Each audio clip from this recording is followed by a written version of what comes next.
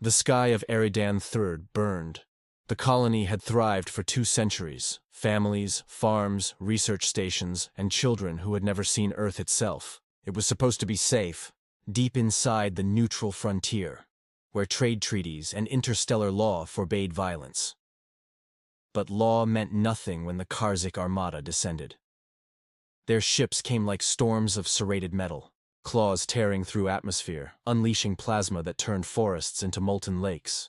They did not come for territory. They did not come for resources. They came because they could. Human envoys pleaded with them. Hollow broadcasts transmitted across every channel. This world is non-combatant. You are violating every principle of the Accord. The response from the Karzik warlord was broadcast galaxy-wide. A message meant not for negotiation, but humiliation. The species of Terra is finished. You are stagnant relics clinging to fading light. Crawl back to your cradle and whimper. This galaxy belongs to those strong enough to seize it. With laughter echoing across the stars, the invaders shattered the colony's capital dome. Thousands died as vacuum claimed their last breaths. Millions were enslaved, branded with marks of ownership, sold as curiosities in alien markets. The Karzik called it a cull. They said it was mercy, sparing humanity the shame of competing in a galaxy they no longer belonged to. The mockery of empires, for months. The galaxy feasted on the spectacle.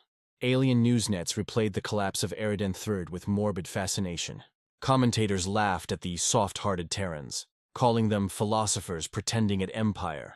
Farmers masquerading as warriors, across council chambers. Humanity's name was spoken with pity or derision. They once mattered. They used to fight long ago. Now, they negotiate, they wait, they wither. At the Galactic Assembly, a delegate from the Drakari Confederacy raised a toast. Let this be the last gasp of a forgotten species. Humanity had its age. Now it shall be buried beneath stars that belong to greater civilizations. And so the galaxy moved on. Empires plotted wars against each other. Trade consortiums carved out routes across void and nebulae. No one feared Earth. No one even thought of retaliation. For centuries, humanity had indeed been patient. They had played diplomat, scholar, builder, and mediator. They had let insults slide, endured piracy, forgiven raids. They had swallowed grief when colonists vanished into slavery. Everyone believed humanity's patience was weakness. Everyone thought the Terrans would bow their heads, grieve quietly, and fade into irrelevance. But they were wrong. The silence before the storm, the first sign came in silence. Terran communication networks went dark.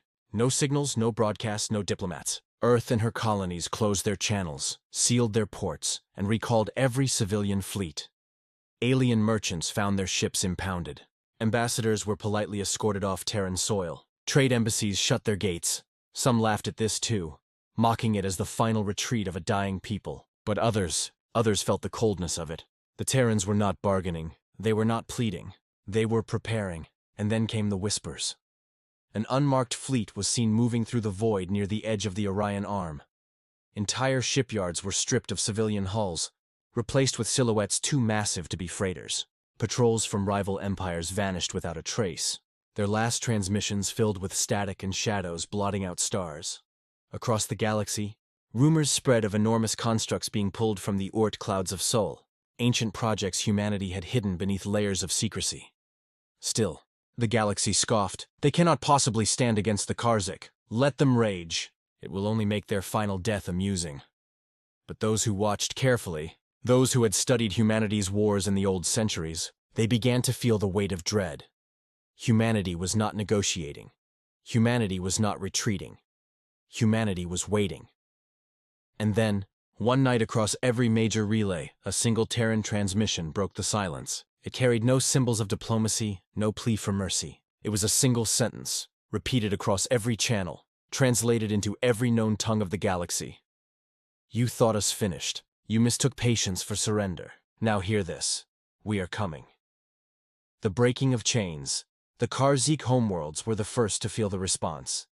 Their war fleets gathered in arrogant confidence, spread across a dozen systems, laughing at the challenge.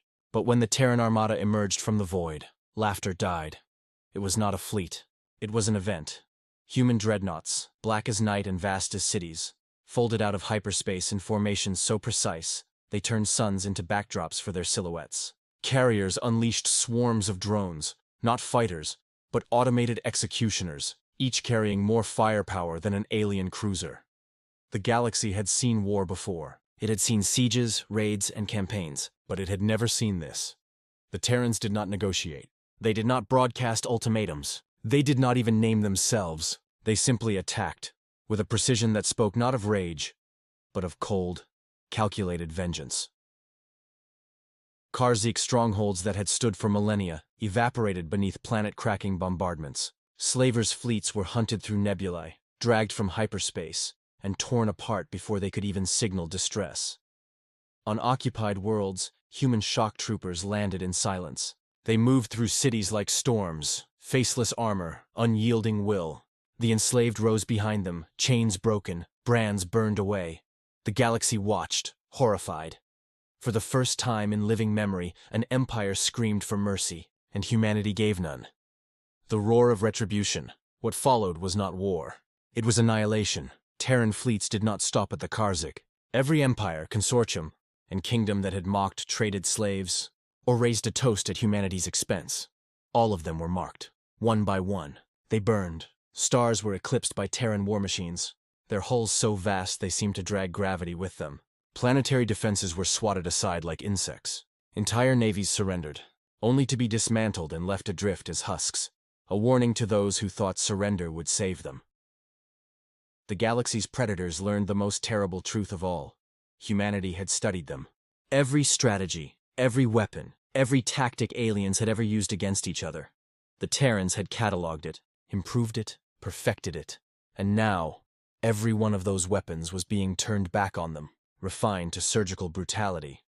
It was as though humanity had waited centuries not merely to build fleets, but to forge an answer to the galaxy itself. An answer spoken not in words but in annihilation.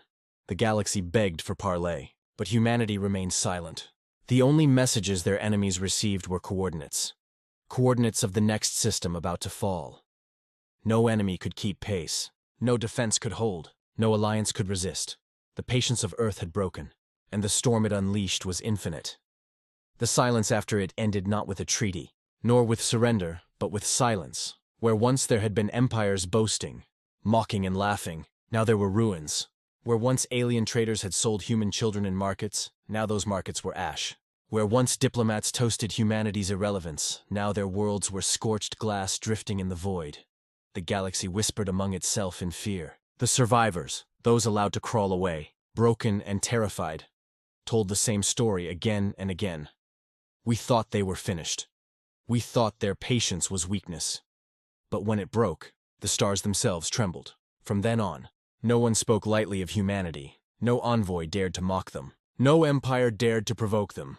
For the galaxy had learned a single lesson, carved into memory with fire and silence. Humanity's patience is vast. Their endurance is infinite. But once broken, their vengeance has no end. And so the whispers carried across every world. A warning that would outlive empires, echoing forever in the darkness between stars. Never provoke Earth again.